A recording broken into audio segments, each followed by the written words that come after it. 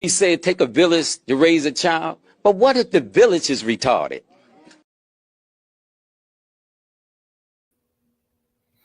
What's going on? This is another episode of the 3M's, the 3M financial system, mindset, money management, and momentum. Well, today I'm going to be going into the psychology bag. Going to be talking about people's psychological issues, their, mind viruses. Where did I get this term mind virus from? There's um there's a doctor that came on Corey Holcomb's show years ago, and there's some unique things about this doctor. One, he, like other doctors, one of the things about doctors is they are high income earners. You already know that. Well, a lot of times what doctors do outside of their practice, they take some of that money and they invest it into other avenues, business, uh, stock market. And I have to even say that you want to actually reach out to people like this, high net worth individuals, advanced degree holders, because these are the guys and women that have money. They do have money. They have that $50,000 check that they can send, and it's not that big of a deal. These are kind of like the baseline of those people. Okay, it's not the richest, but as far as income, they are high earners. I remember um, a doctor helped me out. Try to, because he needed to learn how to do some things on a computer, so he kind of had me teach a little class, and he paid me a sum of money. Now the thing is this: the doctor that created this whole mind virus ideology that I have, he's an investor in a strip club called Magic City. Believe it or not, this guy he knows how to hypnotize people. I myself have never been hypnotized, as far as someone telling me something and then all of a sudden I fall asleep. But that's kind of what he does. Now, it probably still is on the Corey Holcomb show, 5150. It probably, you have to go back in the archives about 3 or 4 years, and you probably should find it. But yeah, that's a true story. That guy, he's one of the owners, or if not the owner, of Magic City Strip Club in Atlanta, Georgia. Okay, he probably bought it probably 10, 20 years ago when you know, it was a different Atlanta and things were cheaper, obviously, and definitely hit a gold mine. Probably made more money from the strip club than his actual doctor practice. But nonetheless, that's where I got that idea from. But yeah, people do have a lot of mind viruses. We're gonna get right into these mind viruses. Uh, Let me also do some things here. Let's see here. All right, let's get right into this here. Because a lot of times, the reason I can't reach certain people, I know people have mind viruses. I know people have issues that really don't have that much to do with money. Okay. It really doesn't have that much to do with money. They have mind viruses. Okay. They can't do, a lot of times people with these mind viruses, they don't just have problems with money.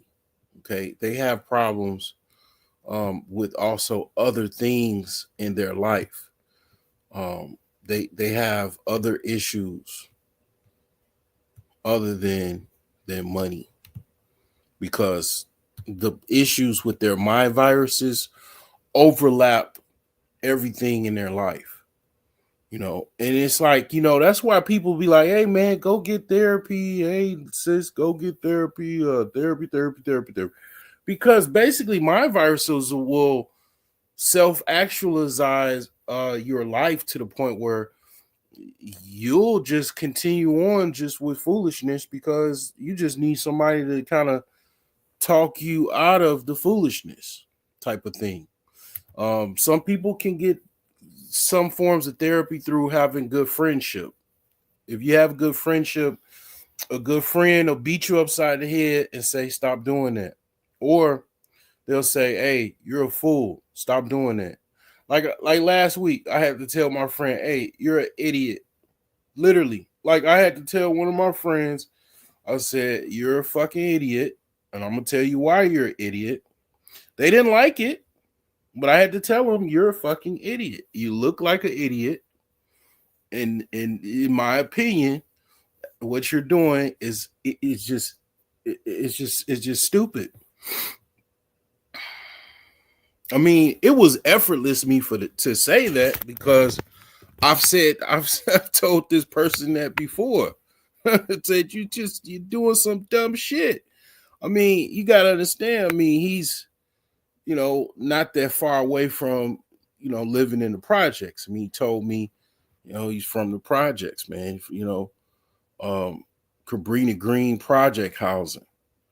I mean, I wasn't living in Cabrini Green or any project building, but I remember when I was 5 years old, I lived right down the street from a project building in the south side of Chicago. I mean, my mother, she had friends that lived there, because my mother would always befriend the mother of my sister's friends. So there you go. Now I'm walking inside a project building because my mother want to visit my sister's friend's mother. And it's like, yeah, man, I was forced into that world because of my kind of ghetto mama, you know. But nonetheless, man, I've seen people with these mind viruses. Now, the first thing is, let's see, the first thing we're going to talk about as far as mind viruses, we're going to talk about the most common one. And like I say, these things overlap.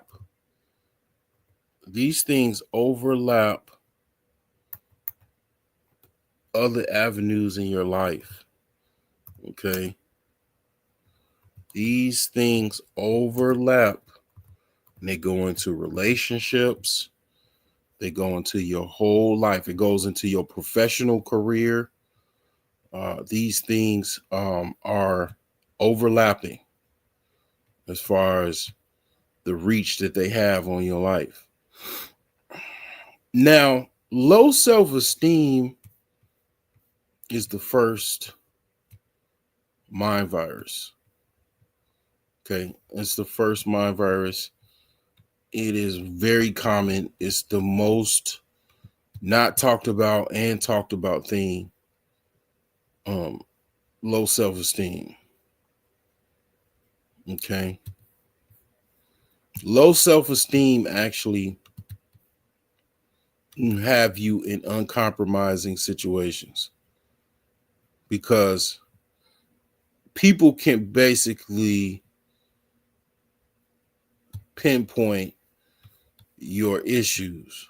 They can see, a pimp can smell a woman that has low self-esteem 10 miles away, and he knows he got a new victim, because he knows how to psychologically break that woman down or get that woman to the point where she will do what he wants her to do, which is sell her body so he can make some capital. Low self-esteem women are a pimp's paradise. Okay, that's just that's just that world. You could even talk about even in the workplace. You got that woman or that man with low self-esteem that basically they'll go and do anything because and I'm not talking about from their boss. I mean, from they'll do anything for their coworkers. Their coworkers go to them to basically dump their work on them. And because you got low self-esteem, you don't establish boundaries. You don't tell people no. And people know to go to you because you have low self-esteem. You may even know you have low self-esteem. You don't really try to do anything to deal with that low self-esteem. You just basically just continue on the behavior, and then every day you're a victim. That's just how that works. That's how people capitalize on people that have low self-esteem. Even men, these guys that's going out here shooting people up, they're doing all kind of gang shit. A lot of the people in those gangs, I'm gonna tell you something, being from Chicago, I know quite a bit about the whole street gang life. And I'm gonna tell you, one of the things that I know is a lot of those young men have low self-esteem. Very, very obvious that they have low self-esteem. They coming from a lower socioeconomic environment. Mom is on various forms of welfare, not really making that much. Dad might be in the picture or may not be in the picture. If he's in the picture, he's going through probably most likely problems with the mother, right? Because the father, is trying to deal with this woman that is pretty much a subprime woman for the most part, right? She's not really letting him have full autonomy over the son. It's women that they will suffer and actually suffer with their children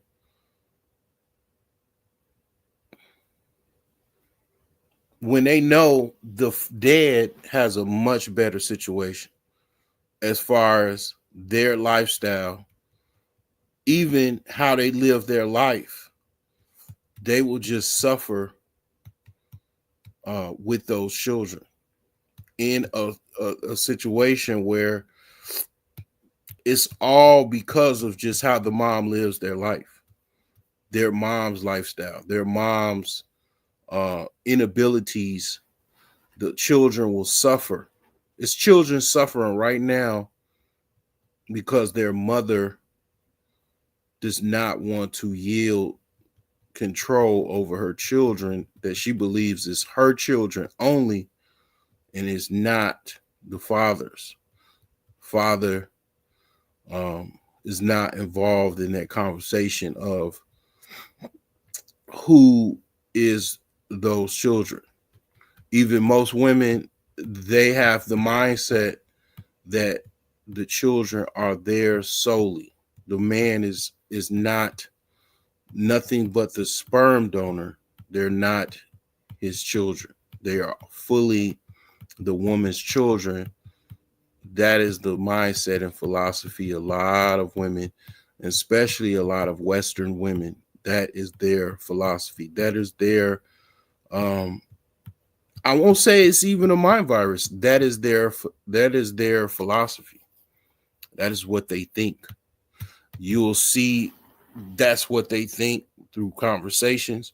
You'll even hear them back each other up, back the other women up, and say, yes, that's true. Those are fully our children. That the man is just the sperm donor. So when you deal with a woman with that philosophy, basically, and also you add socioeconomic issues to the mix, what you're dealing with is a situation where that man, you know, uh, he's going to have to deal with his children suffering in an environment, or he has to either do something with the courts, or he has to, you know, use some type of jungle justice. Okay. Jungle justice is pretty much, just, it's self-explanatory. If you need further explanation, you know how to reach out to me. Comment section, or if you catch the live stream, you could comment. But anyway, those are the options. Okay, those are the options, and that's pretty much it when it comes to that. But you got to understand that is what ego does. Ego, uh, it puts you in a situation where you're foolish, you're doing stupid stuff, and you don't think it's no big deal, because as long as your ego is fed and you don't really have control over it, you'll do all kinds of stupid things, you'll say all kinds of stupid things. And when you have children involved in that type of scenario, they're going along with the ride. Children have no choice but to go along with the ride. It doesn't matter if it's smooth or bumpy, they have to go along with that ride.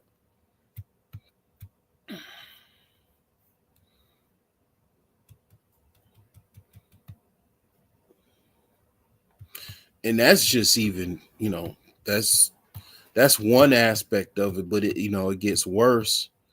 If it's a situation where the woman has a violent boyfriend and or sexually deviant boyfriend, then it pretty much puts the situation even further dire straits, right?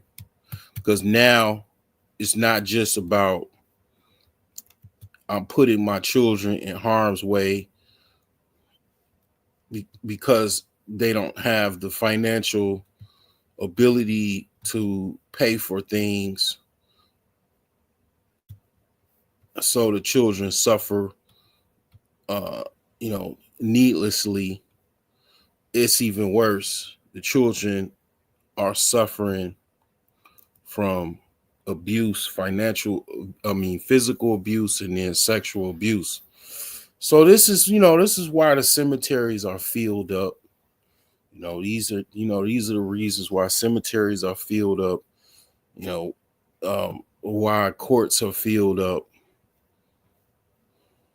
All et cetera, et cetera, et cetera. This is the reason why. These are some of the reasons, and it could be both for women and men.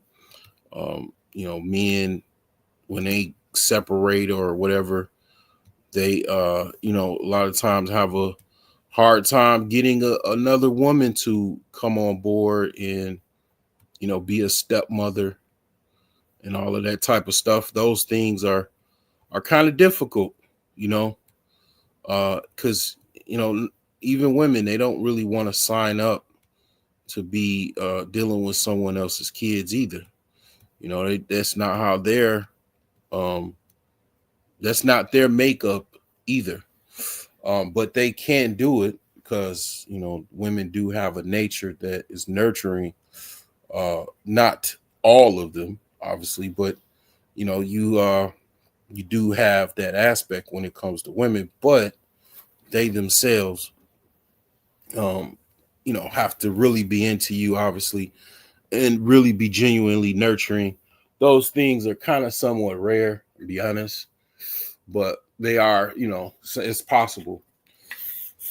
But really, to be honest, that's what you should have been looking for in the first place. You should have been looking for that, anyways, as well as, because when I say the woman is genuinely into you and genuinely nurturing, a nurturing woman that's a genuine nurturer, she's not going to, be toxic or mean towards you for no other reasons and all of this other stuff. All of those are, just my viruses.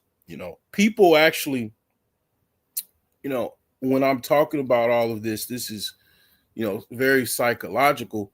People actually believe that all relationships are toxic and bad. That? People's mindset is, because they're so inundated with unhealthy relationships, and people have unhealthy relationships because, as I was saying the other day, people are having, sexual relationships hoping that they have some type of long-term compatibility, even almost forcing themselves to be compatible with someone, because they don't really understand that everybody is not compatible, and you cannot force people to be compatible with you based off of the fact that you're having sex with them. Sex and compatibility is two different things. So a lot of times, that's what happens.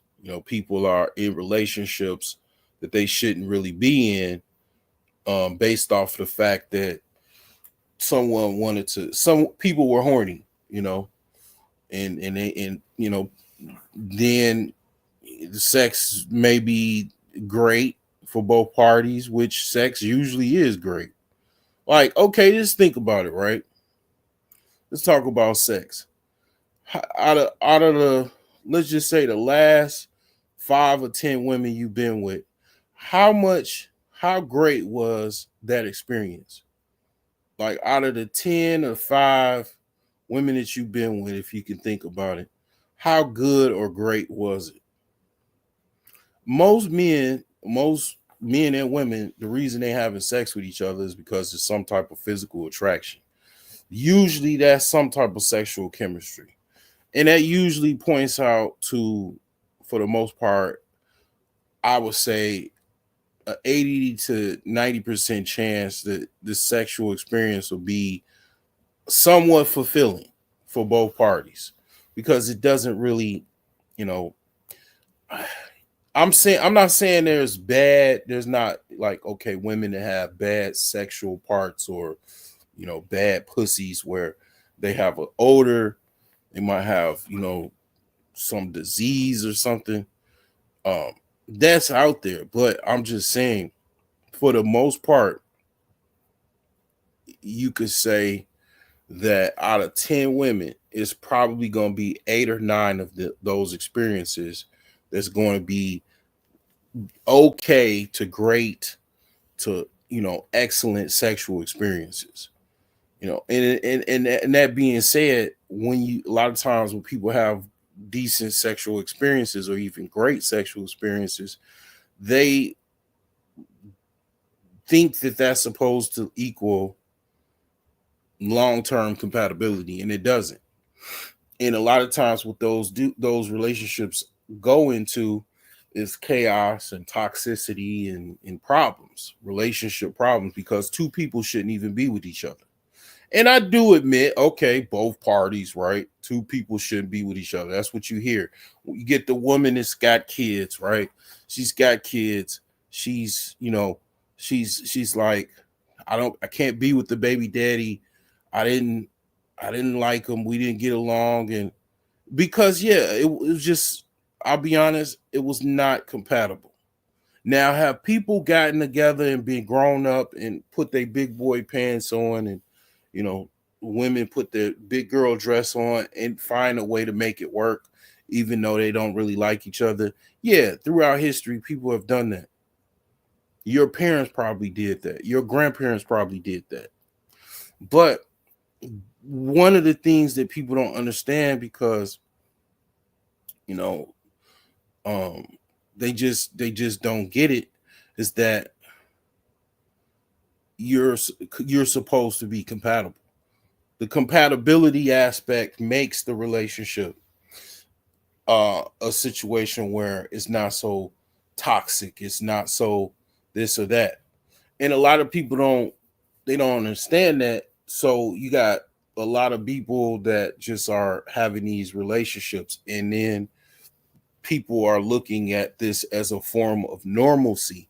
They believe this is normal because they've seen it so much, and it's not. It's very much not normal. It's not normal at all. But, you know, that being said, a lot of times people that have healthy, cohesive relationships, they're not necessarily online, you know, they're not necessarily putting out content like that because, they don't want to deal with, I would say, I would understand that in this day and time, because you got to understand it's so many people in the unhealthy relationships, in toxic relationships. It's not to your interest probably to come online and have your, harmonious relationship that you're both compatible with, and everything, to just, you know, spread your message among a bunch of toxic people that believe toxic relationships are normal, and that's something that, you should partake in.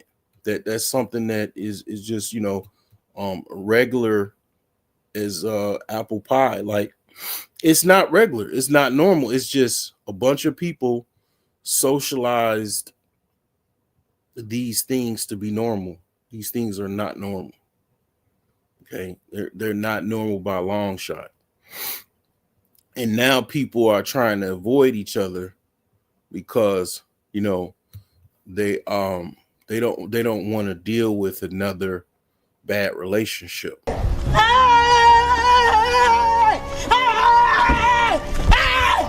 Why are you running? Why are you running?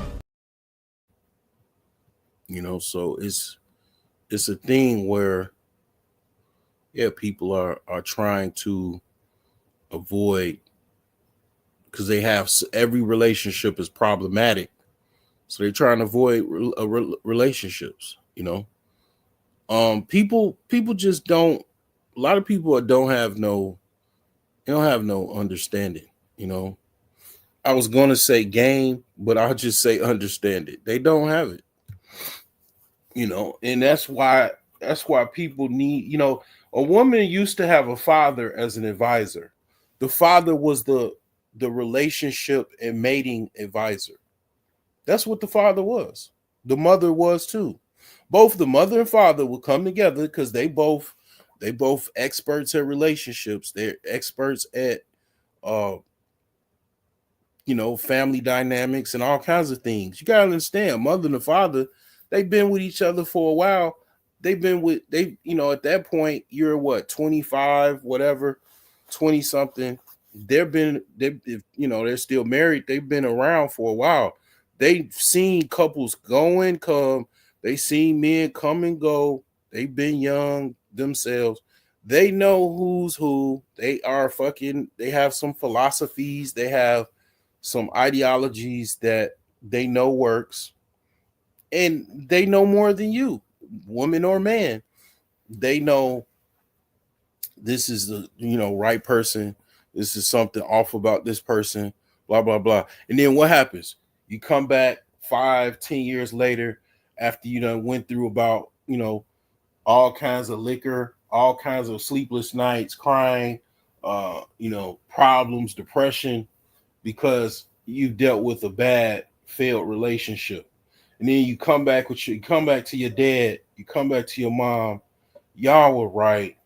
Oh, you were right, Dad. You're so right. And you gotta understand, I haven't even got to the money yet.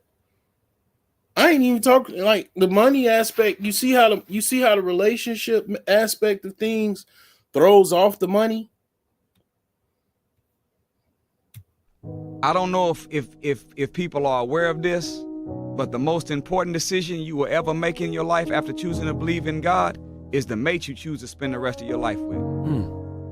Your mate will either inspire you to grow into your greatness or they'll confine you to complacency.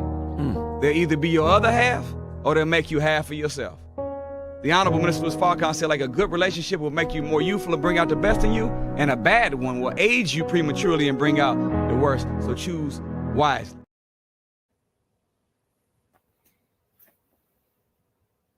Yeah. All of this shit takes away from your, what do they say, munyan. All of that takes away from that. All of these mind viruses take away from everything else. I would even say these mind viruses are pushed because, you know, if you're in a non-competitive state, you're not going to compete. You're not going to make enough money to get that house in that good neighborhood or whatever the hell the case, whatever you want out of life. You're not going to get out of the trenches, you know, with these mind viruses. It's going to be very, very difficult.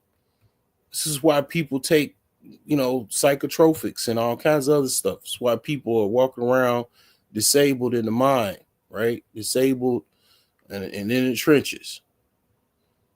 Because it's mind viruses. These mind viruses can fester, and then next thing you know, you walking around talking to an imaginary friend. You've taken, you know, decades of psychotropics. You don't have any, your synapses and brain cells are just all over the place. You know, after a while, you like a walking zombie. You walk around, you know, talking to yourself and shit. You've been, you know, after decades of self-medicating yourself with streets, pharmaceuticals, psychological drugs, psychotropics, you know, all kinds of different shit you trying to do to cope with your life, you know, because you just didn't have the help that you needed. You know, you didn't have the right mindset. Most people, if you don't get it from your peer group, your friends, family, you have to go outside, therefore, to get help. Most people do not even do that because, you know, for whatever reasons, you know, and a lot of those are, you know, self-explanatory. You know, they don't want to reach out to other people because they concerned people might tell their business, or people, you know, they want some type of, you know, fee for help, because people are not going to help people without money. This is a capitalistic country. Everything is capital related for the most part. Okay. You know, my time is important. My time costs money just as much as anybody else's. I mean, maybe not just as much, but, you know, I don't cost that much, but I cost a little bit of money, you know, and whatever the case may be. Some people even have a hard time understanding money. One of the interesting things about Black people is their idea of money, their idea of you even making money. Like, Black people they don't really like you making money off of them. You know, certain people, or even just the idea of it, they don't like that. And I'm not even going to even just say as Black people. I've seen poor white people have this mindset too. You know, they don't want you really, like, they probably don't have no problem with you, like, a little money, but they have a certain, like, a lot of people in lower socioeconomic environments, or just even just people that don't make that much. They have a mind where they have a certain amount of money that they okay with you making money off of them. After a certain amount of money, they're not okay with you making money off of them. Like, they have a certain limit of in their mind, like, oh damn, you know, and they coming off their bread, they're not, you know, they're not really trying to pay a certain amount over in their head. Whatever is in their head about what they think something should be, they'll argue with you on that, especially if they feel like you're inferior. This is why a lot of black people have problems in different environments as far as when it comes to the financial world, whether it be business, even at working a job, they have to deal with people and their mindsets as far as what they think something should cost, arguing cost and stuff like that. Because people a lot of times they have a particular amount that they think something should be, and obviously people that don't have much and are used to not having much, they think everything should not be much. That's just the way that is, okay? But the thing is that low self-esteem primarily is how you look at yourself. Your vantage point to the world, how other people look at you. All of these things play a role into your self-esteem. And a lot of times what low self-esteem does, obviously, is it puts you in a state of people thinking lowly of you and you yourself thinking lowly of you. The men that have low self-esteem, other women take advantage of them. Other men take advantage of them because they have low self-esteem. They can hear it in your voice. They can hear it in your ambitions. They can hear low self-esteem. People can hear low self-esteem. They can see low self-esteem, no eye contact, lack of confidence in your speech, intonation, so on and so forth. The way you dress doesn't exude confidence, right? Now you thinking about Kevin Samuels, aren't you? Damn Skippy.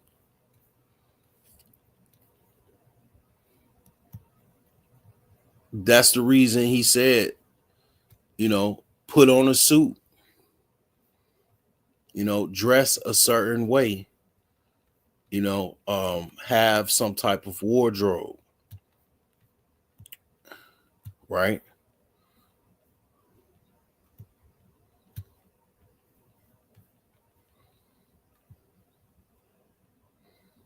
Because a lot of times how you look is an interpretation of your confidence, right? Let me just take a detour real quick. All right. A lot of how you look, your day-to-day wears play a role in that. And a lot of dudes, they don't even really care about how they look. It's certain people on YouTube, I can tell they're that type of person. They don't even really care, how they look.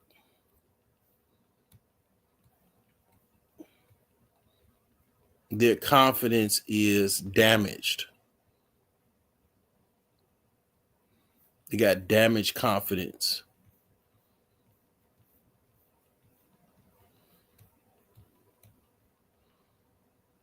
Okay.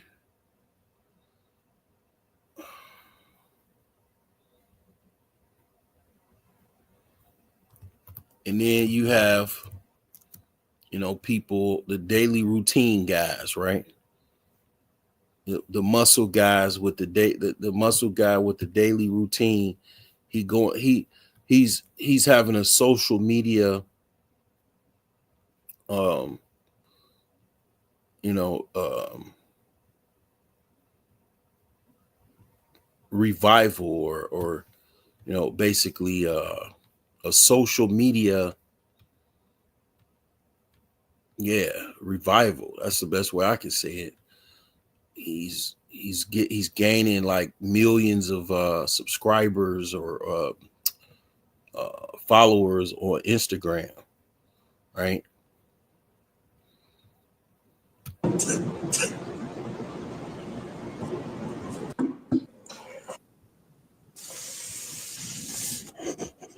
we're going to be serious about the Lord's business.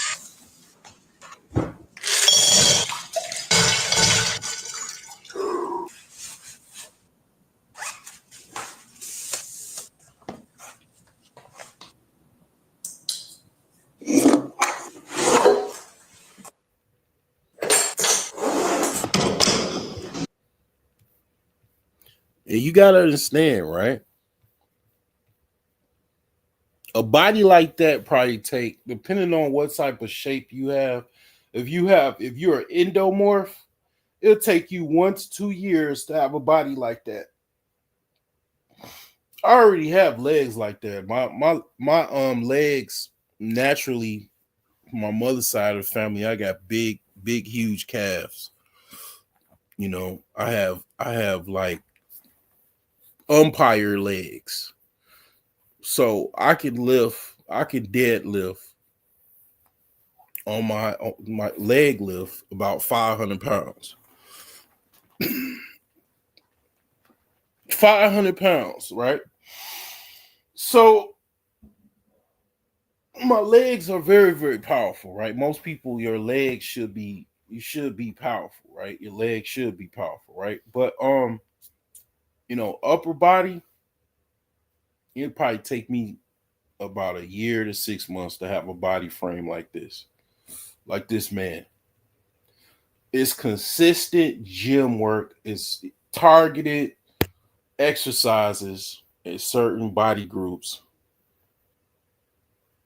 Obviously, diet, daily routine.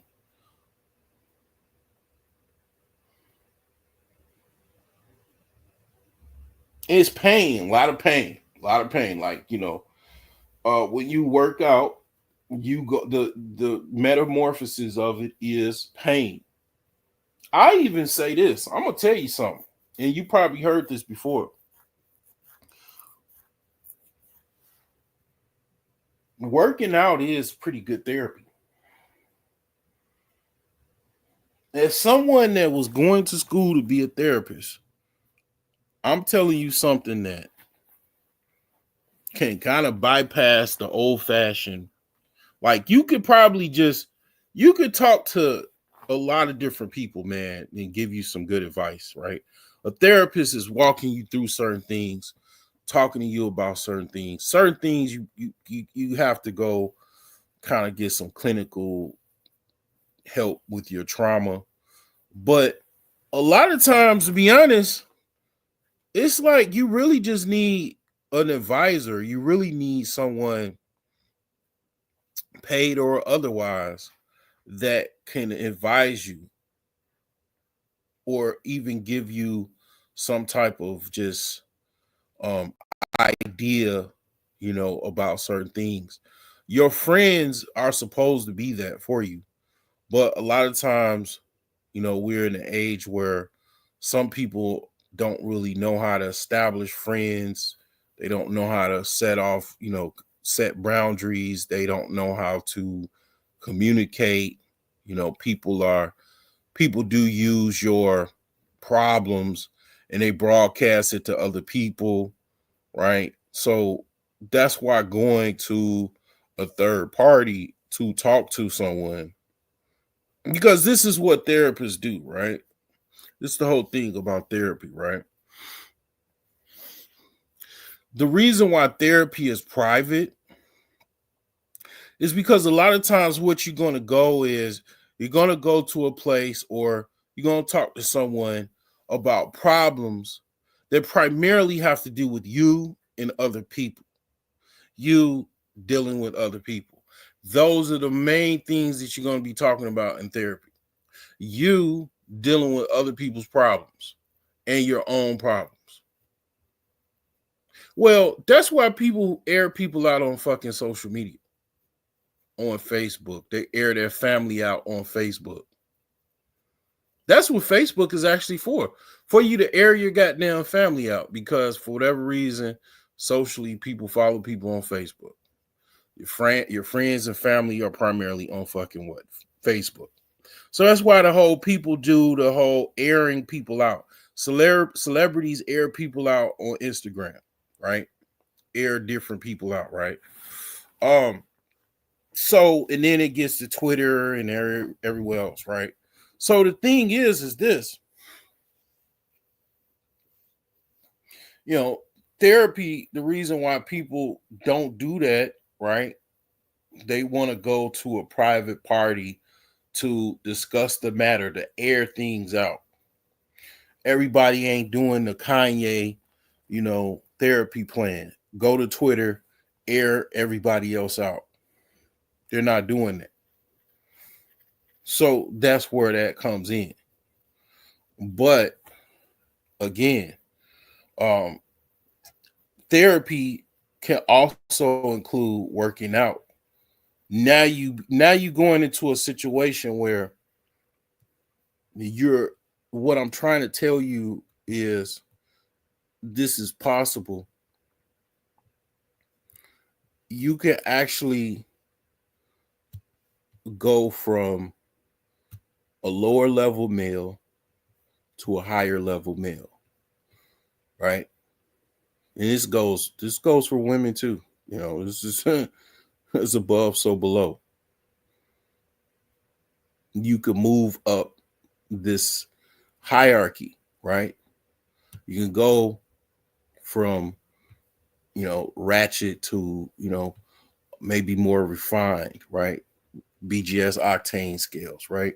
That's how it works, because you overcome a lot of the bullshit, right? Even this here, right?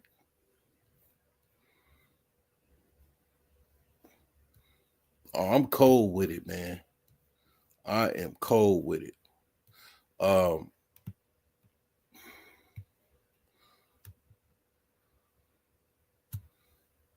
But you got to understand, this is another thing, right? The guys that do that, the women that do that, they have a problem with being socially accepted. And you got to understand, when you go up the hierarchy chart, or let's say even if you got rich, right? You moved into a rich neighborhood, right? Those people are not going to accept you. You're a Johnny Jenny come lately, and you will always be that. And that's one of the things that people don't understand, and they don't like it. People that are very social, they don't like the fact that they have newfound success. They get sad and they get lonely and depressed, and they got a whole bunch of money, because they're in a neighborhood of people that basically do not accept them. They don't accept their new lot in life. They will never accept them. And it might be some people that might accept them, that are genuine people, but they sifting those people out is might be difficult to do. But the thing is that yes, whatever new place you arrive as far as your self-improvement journey, you got to understand you're now in a different portal or different stage in life. But you got to understand, the people that have already been there, that people already lived in that rich neighborhood for decades, for years before you moved in there. And they don't accept your, new situation, because you have food stamp stories. You got welfare tales. They don't really have those. They don't really know that much about that. Plenty. I got plenty of welfare tales. SSI tales, food stamp stories, all of these stories, right? Because it's your old life, and you're trying to be accepted by new people, in your new life. They don't accept you like that. You're basically an outcast that's now in trying to be in the incast, if that's a word. And you got to understand, you just gotta fall back, enjoy your situation, and basically understand that you're a Johnny and a Jenny come lately. I did a whole video about that. It was originally on my Patreon. I unreleased it. That's what people don't understand. People try to get social acceptance, and people don't look at things like that. It's like, where have you been? Where have you been lately? People will gradually accept you, gradually might even, give you some mentorship, or, give you the country club, information, whatever. But when you go to that country club, you got to understand, they know you're new money. And new money, people laugh at new money, right? People laugh at the new person that moved in the neighborhood. They make fun of the new person in the neighborhood because people are competitive. It's called competition. They understand that you're new to this, and they have certain the super rich and wealthy. They have terms and all kinds of shit. They think you still stink. You still got you still got trailer trash stains on your clothes. It is what it is, man. I'm just trying to, I'm trying to put you up on, what's going on. I'm trying to help you out so you don't think that you've arrived, right? Even after the success, you still have not arrived, and you might not never will, as well, because you got to understand, these social hierarchies are pretty well defined, for the most part.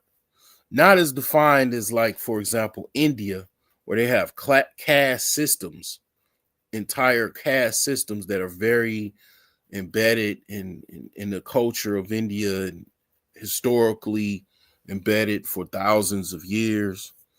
But America has its own caste system as well, like even black people. Okay, it is, I'm glad I reached back to India, because black people have a problem with this.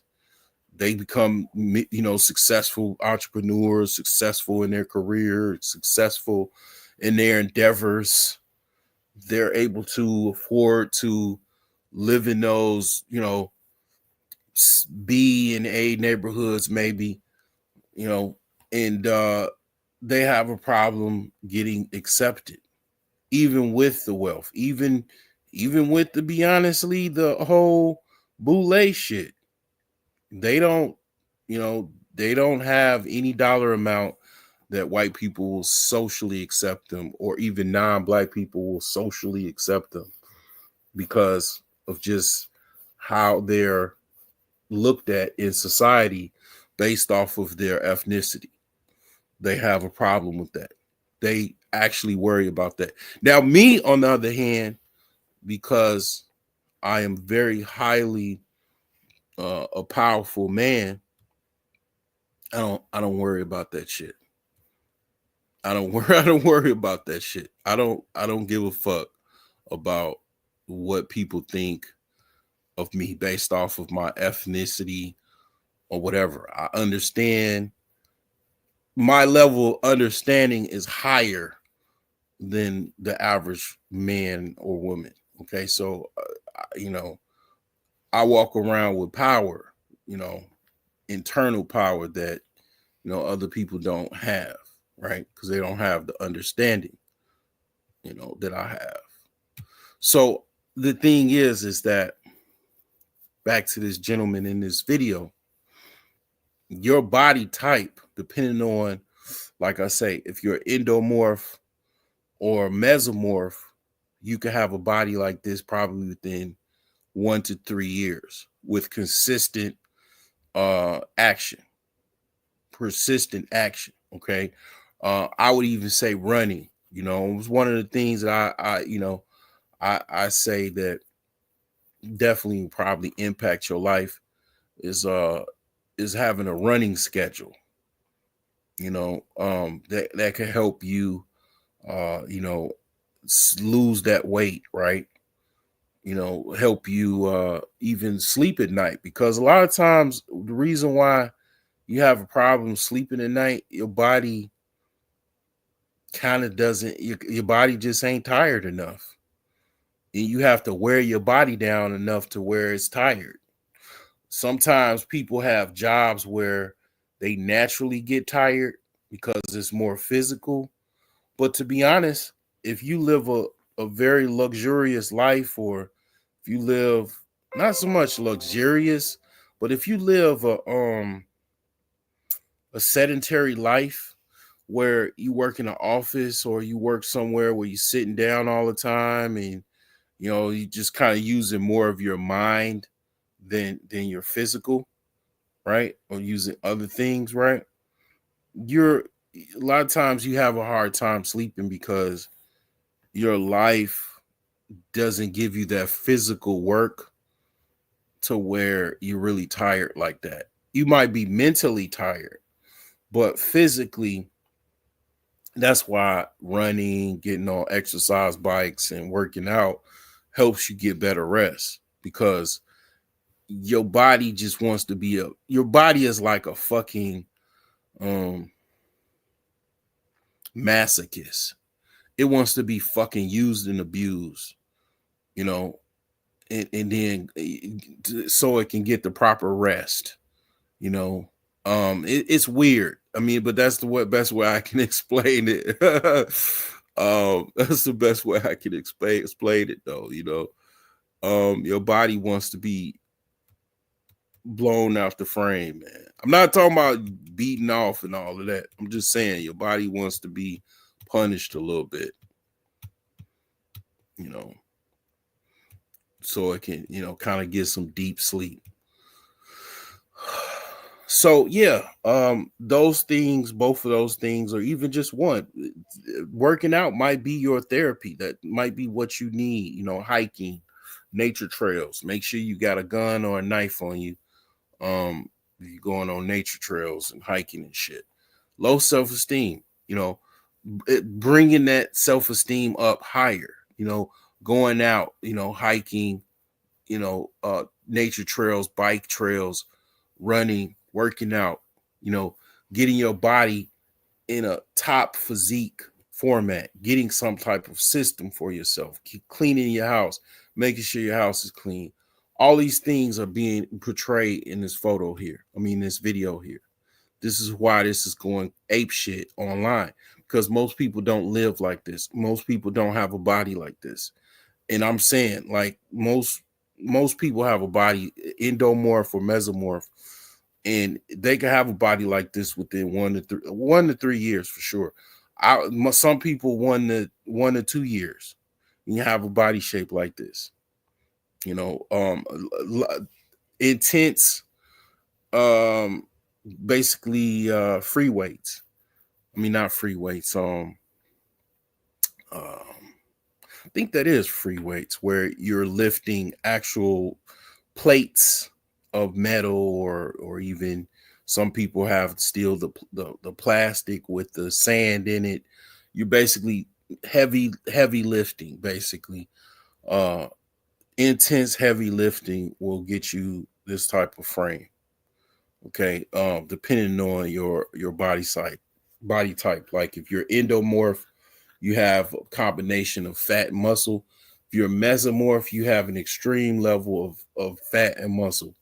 You know, you could have definitely the ectomorphs, which is skinnier frames. They're gonna have a hard time because they're more wiry. So you could have a wiry build, which is even still good.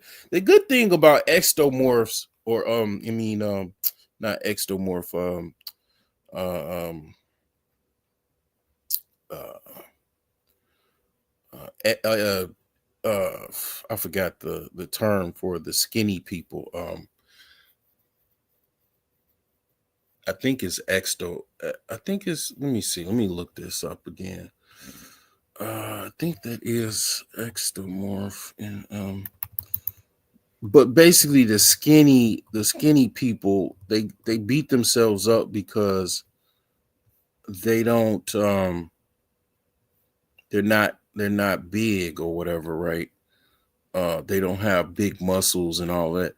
But you got to understand, the gift is the fact that you're skinny. You're skinny in a fat world, right? You're skinny in a fat world, and that skinniness is very attractive, right? To a lot of women are attracted to fit men. They even might not even be fit themselves, but they want is ectomorph. They might even be fat themselves, but they want a skinny guy, right? You ever see a fat chick with a skinny guy? That's nature, actually. That woman has she have a better chance having, because you got to understand, this is the thing about, also, I know I'm all over the place, but one of the reasons that is nature, why I say that's nature, that relationship, that dynamic in the relationship is nature, because a woman that's, like, let's just say heavy set fat, if she gets pregnant by a skinny guy, that's her way of kind of reconditioning her future offspring to not be fat. That's why that relationship exists, because she's trying to basically change her body type. Let me share my screen. I think I lost someone that was like really fat, and I offended them. Because just simply talking about a particular subject offends people. By the way, like, you don't even, like, I'm not necessarily, admonishing anybody, and I'm just stating facts, and then I'm talking about certain things. But that alone can offend people, that you're actually acknowledging certain truths and facts. But anyway, yeah, these are the body types here. And the thing is that, yeah, that's why fat women get with skinny guys, because they're actually trying to, that's their way of making their future offspring skinnier. You never thought about that shit, didn't you? That's what you're gonna do here on this channel. You're going to think, because you're gonna hear things that you probably haven't heard before. You're gonna hear things that you have never really even thought about. And this is one of those things that you just don't think about. Yeah, that's women actually trying to, let's say they're a huge lady, right? Probably mesomorph, right? Or they get with a skinny guy, and then maybe their children, they won't be mesomorphs. They'll have a body type, maybe an endomorph. So then their children get with a skinny guy or a skinny woman, right? And then their children be more ectomorph. It'd be maybe a combination of ectomorph and endomorph. So slowly, gradually, see, these are the things that they don't teach you about mating, right? In sex and mating, right? This is hypergamy. This is really true hypergamy. When women get with different men to have better offspring, that is the true hypergamy. One of, people talk about money being hypergamy, right? Related. But when women get with taller guys, they short themselves, they're fat, they get with skinny guys. This is also, biologically, this is hypergamy as well, because the goal is to have healthy, viable offspring, to have better offspring, evolution, so on and so forth. You follow me? So these things are why these things go. These things are in existence, and this is why this is. But the whole idea of low self-esteem is you can work on these things, right? You can boost your self-esteem.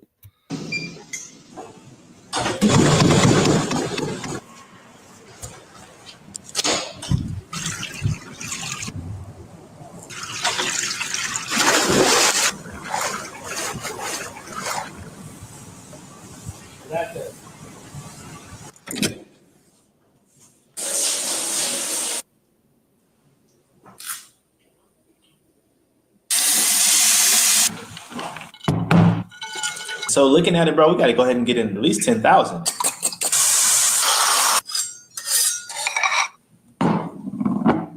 Thank you.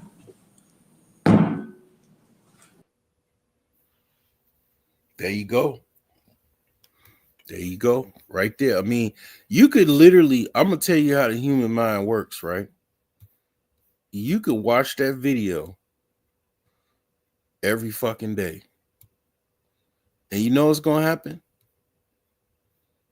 Eventually, you're going to start wanting to fucking do that routine. Or you're going to change. You're going to make yourself a routine. And you're going to kick ass. Because a lot of times people are, their routine is, they don't really have a routine, or their routine is jacked up, or their routine needs to be modified.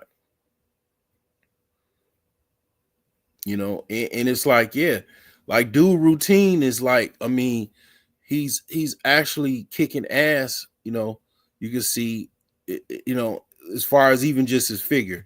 He could say, let's just say everything is rented, he paid for everything, whatever. Well, you can't say you don't have a fucking $1 million body. You can't say that shit, because he does, right? And you can't fake that.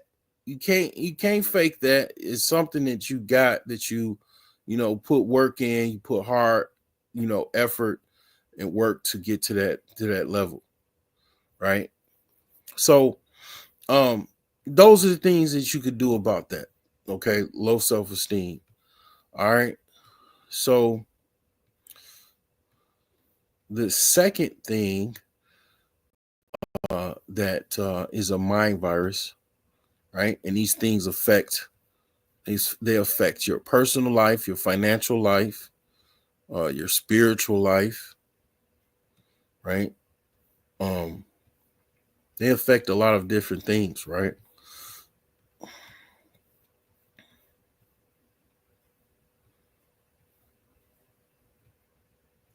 So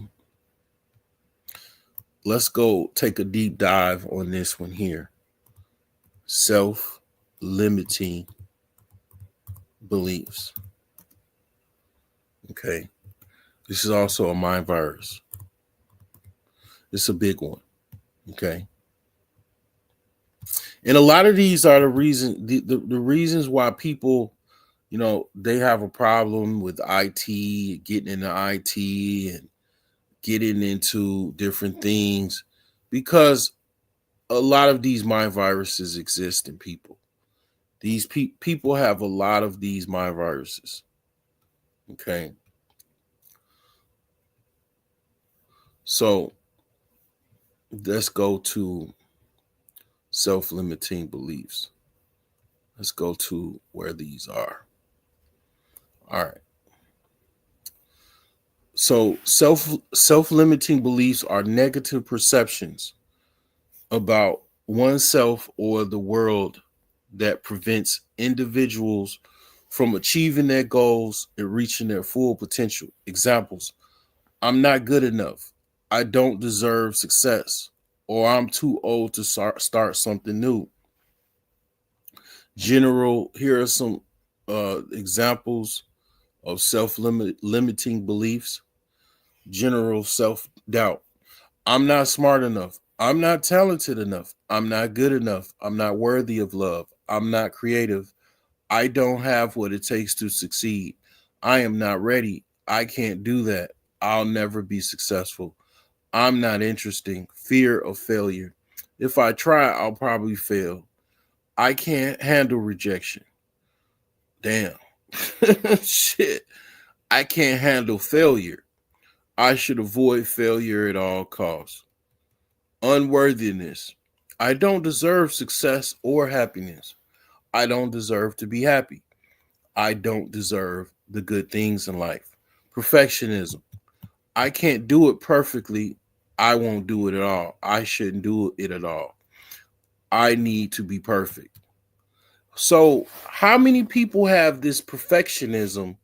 Because you might not have all of the other stuff above. You might, have a little bit of that. But what do I say about people? They want to be perfectionists. The strive to be perfectionists, right? How many people know this is a self-limiting belief? If I can't do it perfectly, I shouldn't do it at all. Or because I can't do it perfect, I won't do it at all. I need to be perfect. How many people knew that before you saw this live stream that this was a self-limiting belief? Because it is. I got to do it perfect. I have to be, if it ain't perfect, I ain't going to do it, right? So you'll what? Never fucking do it. Exactly. Time and age. I'm too old and young. I don't have enough time. It's too late for me to change. It's too late for me to start something new. These are all self-limiting beliefs. These are a killer, an absolute killer to people's mindsets. This is a high-level mind virus. All of these are interrelated mind viruses that have you in a situation where this affects your personal finances, your relationships, it affects your career, it affects all kinds of different areas in your life, because these are mind viruses that are taking away from your life. Okay. And the thing is that that's what I'm here to try to help you shed the light on so you can overcome it.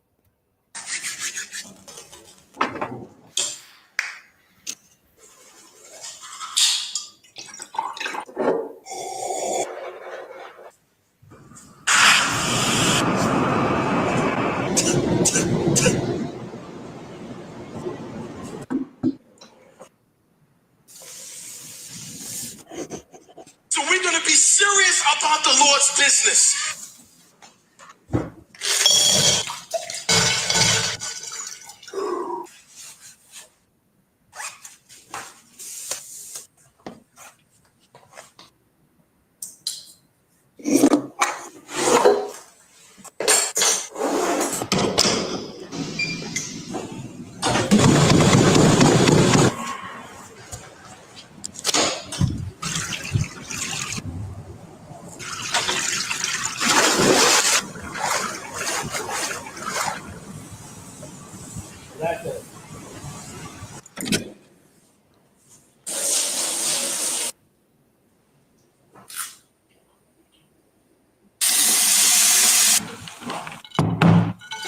So looking at it, bro, we got to go ahead and get in at least 10,000.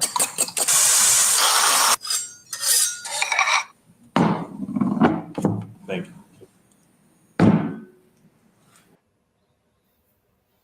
Self-limiting beliefs, right? So how do you overcome self-limiting beliefs? I don't really say this much, right? I hardly ever say this, But this is where self-affirmations probably will help you. Self-affirmations. What are self-affirmations? I believe I can do it. If I have the right plan, I can do it. I can overcome just about anything if I put my mind to it. What do I need to do? You know what I do? I try to talk things out sometimes. You ever saw somebody, they try to talk things out? You know, like when they working on a car, they talk to the car. They start, damn, get off, you get this, come on, you dealing with a tough boat, you trying to get it off, man, come on, get off, come on, let's go, you trying to, kind of psych yourself up, right? Well, daily affirmations will probably help you overcome the whole self-limiting belief things, right? So if you got a fear of rejection, you could say, well, I don't know if I don't know if I don't try. I don't know if I don't try. Just keep saying that, like, right? Whatever it is, right? I don't know if I don't try, right? That's where I said, as far as money, when I talked about the 3M's, the mindset, money management, momentum, right? Well, when I said the first video, when I talked about the 3M system, right? I said that thinking about how much money is being transacted on a day-to-day basis, which is trillions of dollars, right? Economics, the economy in America transactions is over $1 trillion in transactions every single day. And it's like the goal is to be in the mix of those transactions. And just thinking about those transactions do exist, that helps you have a money mindset. Because if you, depending on where you are in life, if you don't think that there's trillions of dollars being transacted because you're not in the loop of that, and you don't know that it even exists, you won't think, okay, well, I need to do something to get in this loop, right? I need to do something to get into this loop, to get in these trillions of dollars in transactions. I need to do something to get inside this loop. I know this exists now. There's a guy, I follow, Broke Genius. He's like a ghetto ratchet financial advisor, that goes off into the deep end and talks about different things and relationships and stuff. But he does give me some good perspectives from time to time. And he said, think about trillions of dollars in transactions every single day, because that's what's going on, and trying to get in the mix of those transactions, trying to get in those boardrooms and trying to get some deals, right? Starting from the bottom, right? If you're on the bottom, right? So wherever you are in the world, you're trying to, start from wherever you are. All you need to know is there's trillions and trillions of dollars being transacted every single day. Switzerland, they have lots of transactions. Cayman Islands, London, New York, LA, Chicago, North Carolina, Charlotte, all of these financial centers, Hong Kong, Tokyo, they're transacting trillions and trillions and trillions of dollars every single day, right? You yourself have to come up with some type of plan, some type of strategy to get part of that daily transactions, to get some transactions coming to you by you selling or offering some type of services to get those transactions your way. Offering up yourself for labor, right? Let's, kind of give you an idea of what I'm talking about here. This is what I'm talking about.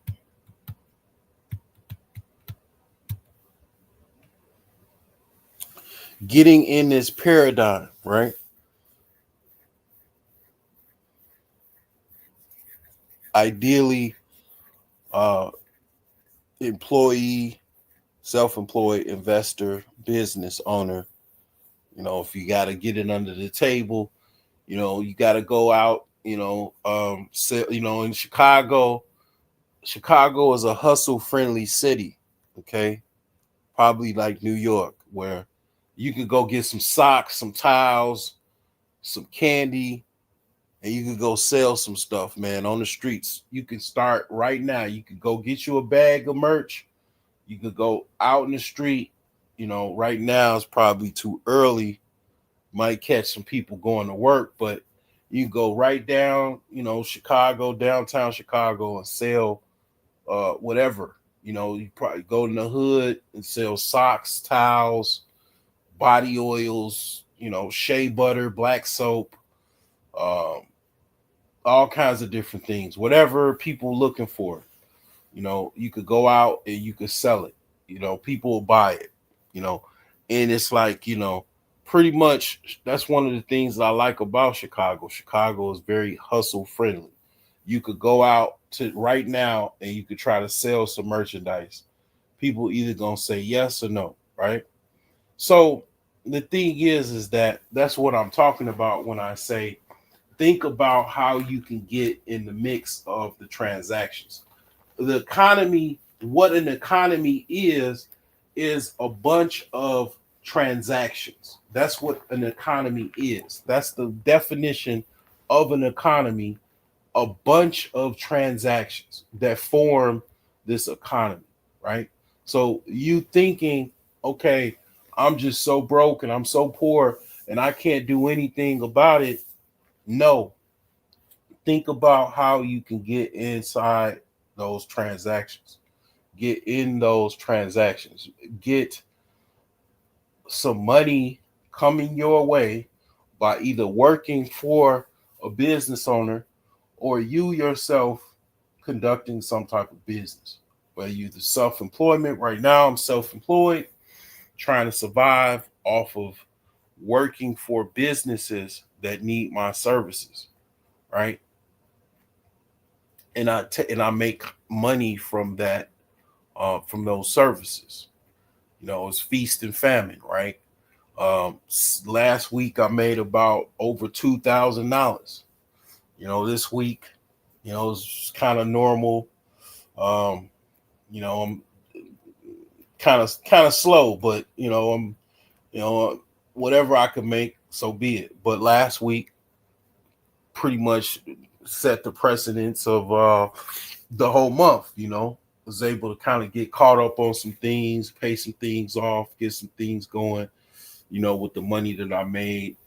But this week, probably not going so great as the last week, but the last week was not a normal week. This wasn't a normal week. It was a pretty good week. I had to work, had to do some, things that people probably wouldn't want to do, like get in an attic that's 80 years old and run network cable. But, that's $65 an hour wasn't bad, for almost a week. That's not normally what I make, right? So I made a little bit more than what I normally make, right? And had a good week, right? Off of my self-employment, right? So this week, not so great, but last week made the whole month. So it's like that type of thinking that, pretty much you got to get in these transactions. The goal is to probably be a business owner and investor, right? Because that's where you make the most money. You're the business now. You're the captain of the ship, right? So these are things that can help with overcoming self-limiting beliefs. Okay. These are some of the ideas that go with that. So lastly, after you dealt with self-esteem, self-limiting beliefs, okay, you dealt with those things.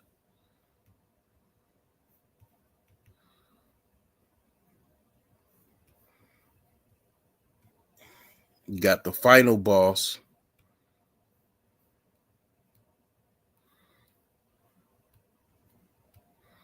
and that's imposter syndrome.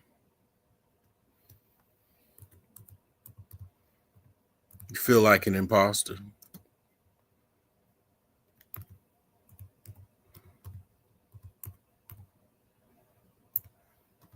You're college educated, you're well read,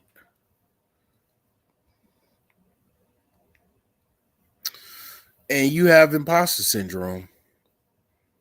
You're overqualified for certain positions because you have imposter syndrome.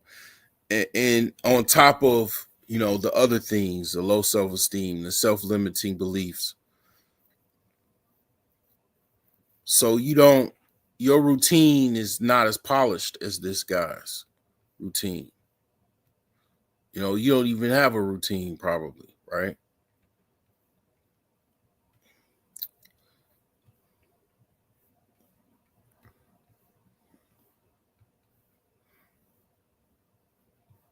So you have imposter syndrome.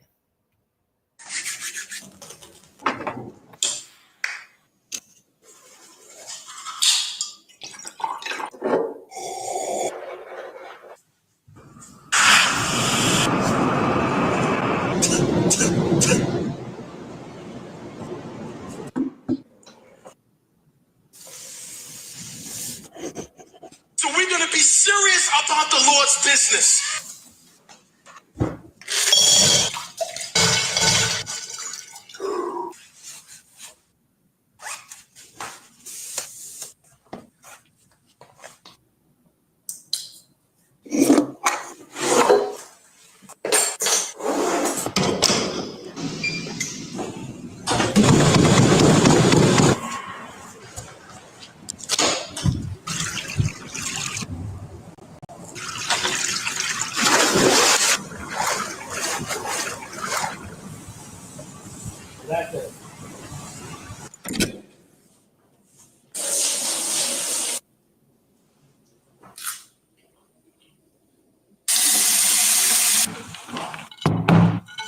So looking at it, bro, we got to go ahead and get in at least 10,000.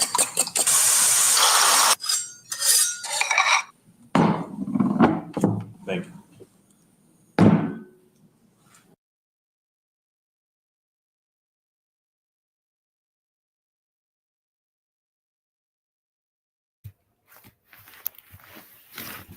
Imposter syndrome. You don't believe that you could actually be that person that you're actually qualified to be.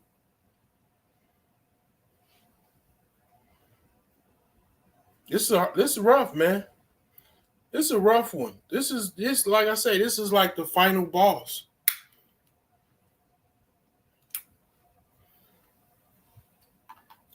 This is the final boss, man.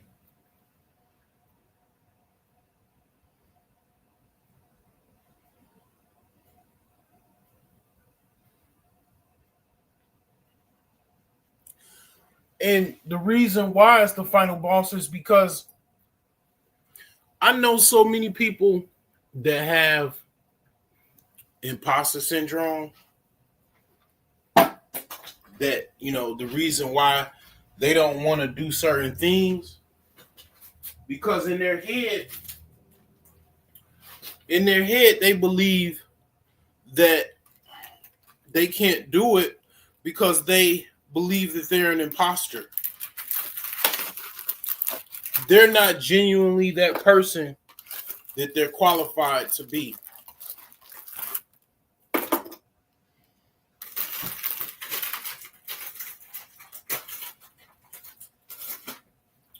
Imposter syndrome also creeps into relationships as well. You don't believe you could qualify for that particular girl or woman that you want. You don't believe that you qualified to be with that woman. You don't believe that you could be with that man because you're an imposter.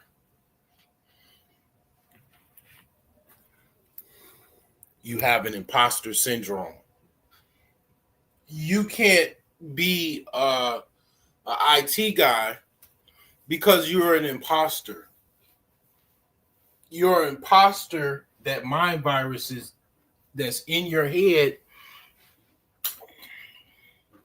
says you can't be that person. That's not you.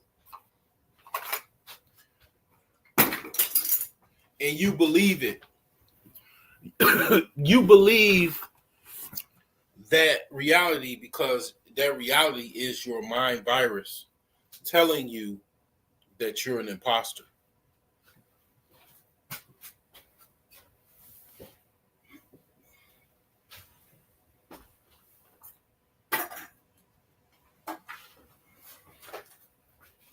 So, how do you overcome this? I'm going to play a commercial and I'm going to be right back. And I'm going to tell you how you overcome imposter syndrome.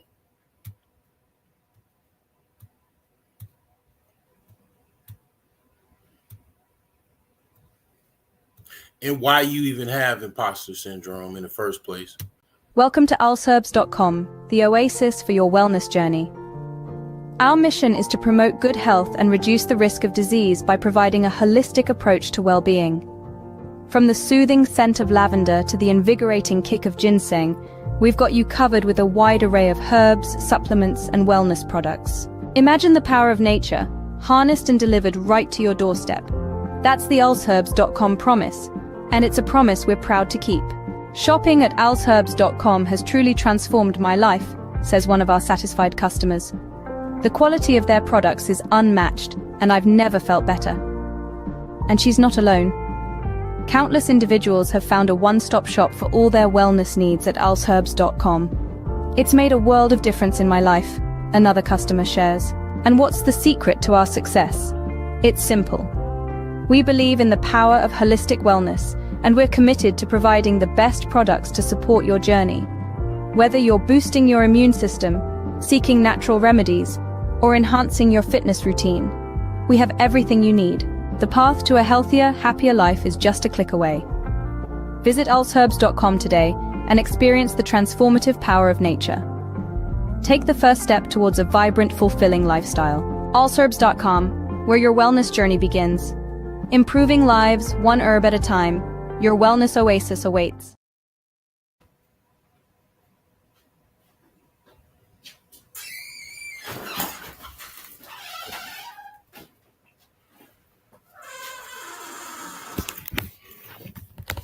So, the reason why you have imposter syndrome is because you don't have a mental picture in your mind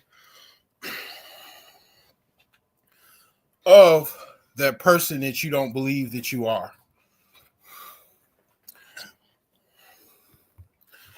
I'll repeat it again.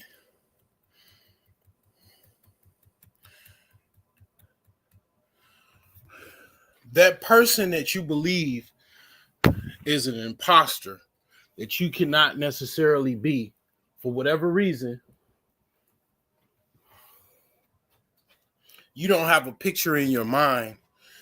You don't have a video in your mind of you actually doing that. you don't believe that that's something that you can actually do. So this is what you have to do. You have to actually, this is where vision boards come into play. This is where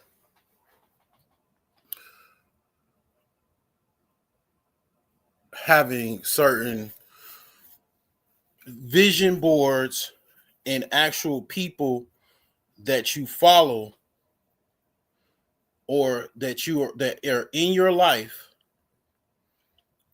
that are living a certain life that you actually want to live, or being a certain type of person that you want to be. Whether it be you want to be a computer programmer, you want to be a lawyer, a doctor, whatever that is, you have to look at it like your mind's eye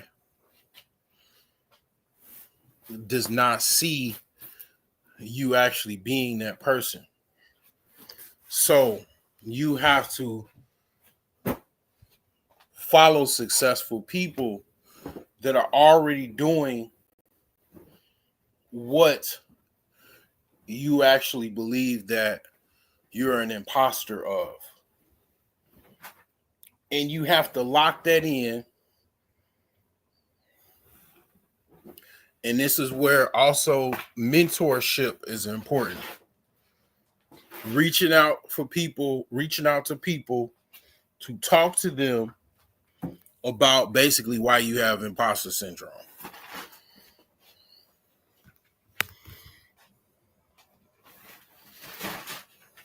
And getting down to the meat and potatoes of why you have this imposter syndrome. And finally, practice and more practice and practice again. Whatever that imposter belief that you have about you not being a particular type of person or doing some type of skill set or not being able to do whatever that you think you cannot do, practice on that particular task or skill set, or even that embodiment of whatever that particular person that you believe that you're an imposter of. Practice how to be that person. I would even say talk in the mirror. Look at yourself in the mirror and actually talk the talk and walk the walk. Like, meaning, okay, you don't believe that you are a lawyer. You don't believe that you can be a good lawyer or whatever.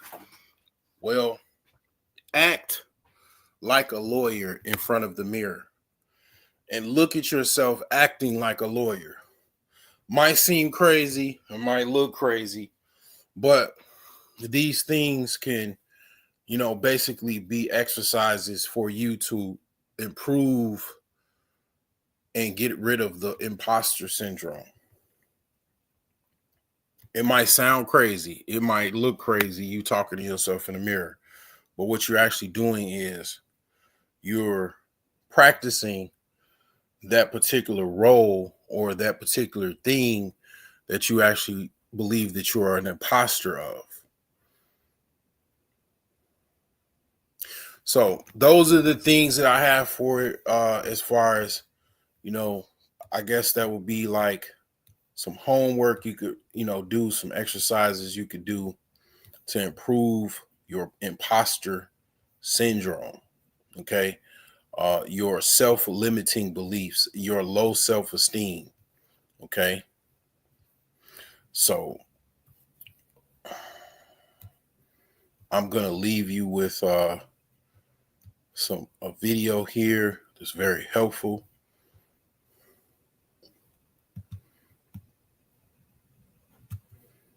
This is an AI creation. So something that I kind of made up a long time ago. Here you go. A word that carries immense power and the potential to transform lives. It's more than just the accumulation of money. It's about the freedom, opportunities, and security that come with it. But wealth doesn't just happen. It follows certain principles, certain rules. These are the rules that the rich live by, the guidelines they employ to create, manage, and grow their fortunes. Understanding these rules, these 25 rules of the rich, can help us navigate our own financial journey better. Rule number 1, pay yourself first. This is the cornerstone of personal finance. Before paying bills or splurging on the latest gadget, set aside a piece of your income for yourself. This simple act can be the beginning of your wealth-building journey. Next up, rule number 2, leverage other people's time and money. The wealthy understand the value of both time and money, and they use other people's resources wisely to build their own wealth. Rule number 3, always have multiple streams of income. Don't put all your eggs in one basket. Diversify your income sources to protect yourself from financial setbacks. Rule number 4, never rely solely on earned income. Passive income is a key to financial freedom. It's money that works for you, even when you're not actively working. And finally, rule number 5, understand the power of compound returns. Remember, it's not about getting rich quick, it's about getting rich slowly but surely. These are the basic principles that lay the foundation for financial success. Rule number 6, prioritize financial education. Knowledge is power, especially when it comes to money. The more you know, the better decisions you can make. So invest in your financial education.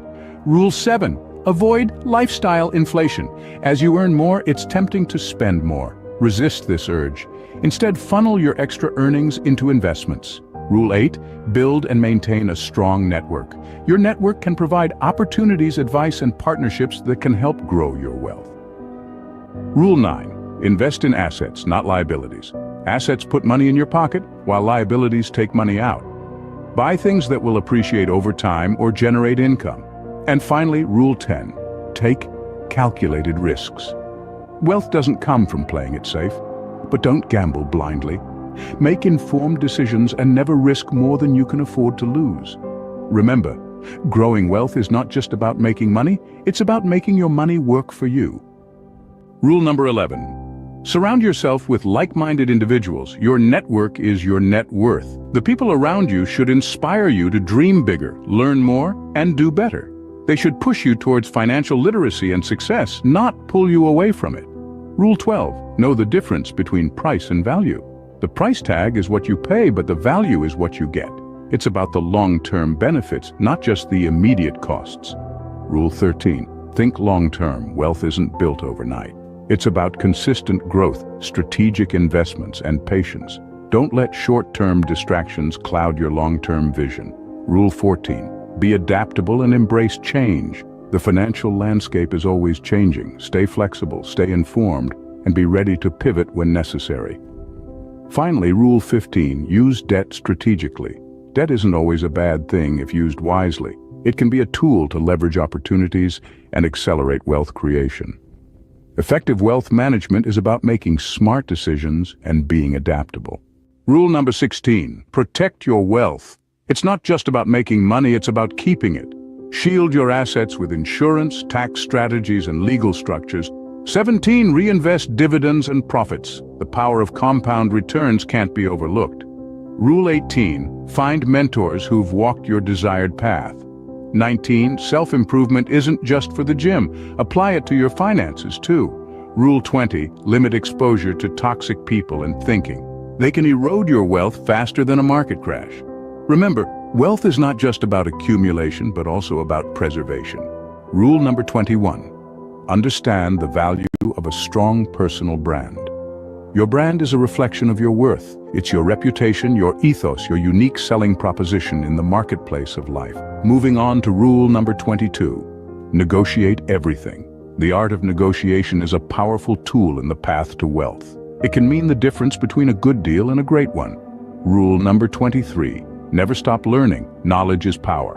The more you know, the more opportunities you can seize. Rule number 24, Control expenses and live below your means. This doesn't mean depriving yourself. It means making smart choices to ensure your financial stability. Finally, rule number 25. Know your worth and don't undervalue yourself. Your skills, your knowledge, and your time have value.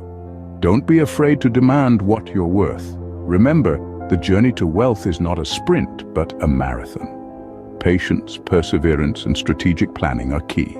Wealth creation and management is an art, governed by certain principles. It's about building and protecting your wealth, growing it through various streams of income, and managing it wisely. It's about preserving what you've earned, limiting liabilities, continually learning and adapting. It's about maximizing your wealth by understanding your worth and not undervaluing yourself. Master these 25 rules of the rich and you'll be well on your way to financial success. It's time to take control of your financial destiny.